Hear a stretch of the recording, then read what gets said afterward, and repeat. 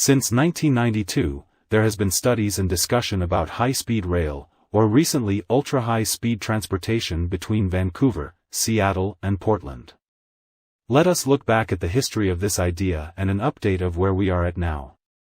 In October 1992, the Washington High-Speed Ground Transportation Study was submitted to the state of Washington. It was done by Gannett Fleming Incorporated. The recommendations from that study stated, the state of Washington, Oregon and the province of British Columbia should continue its commitment to upgrade Amtrak service and take further action on improving rail infrastructure now to build support for a high-speed rail program by adopting the following three goals. Implementation of true high-speed rail service, 250 km per hour or greater between Everett and Portland by the year 2020. A maximum travel time between downtown Portland and downtown Seattle of 2 hours by the year 2010. Implementation of high-speed service between Everett and Vancouver and also King County and Spokane. None of these original study recommendations were completed. In December 2017, the state of Washington funded a $300,000 ultra-high-speed ground transportation feasibility study by the CHM-2M company. Microsoft contributed $50,000 to it.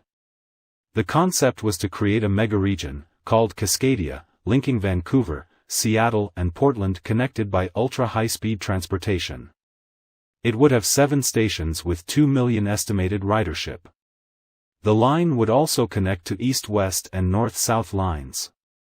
Each corridor concept will require an alignment that can support an average operating speed of 400 km an hour. To maintain this speed, a separate trackway with a dedicated right-of-way will be necessary for steel wheel-to-steel rail or maglev systems. Other important factors considered include the populations of cities near a proposed station and opportunities for multimodal connections. The study stated the implementation of this high-speed rail corridor faces many challenges ahead related to technology choices, planning, permitting, funding and financing, navigating an international intergovernmental agreement to manage and oversee a complex project and system construction and operation. The cost was estimated between $24 billion to $42 billion depending on the technology chosen. In 2019, the Ultra-High-Speed Ground Transportation Study Business Case Analysis 400-page report was released by the state of Washington. The study recommended 35 comprehensive steps to move the project forward. The 2019 business case demonstrated the ultra-high-speed ground transportation concept would be an effective transportation project, and once implemented would likely to have a transformative impact on the Cascadia megaregion. If implemented, it would move over 3 million passengers a year, and produce $165 million in revenues after the first few years of ramp-up. Revenues from the farebox are expected to cover operating expenses in the long term.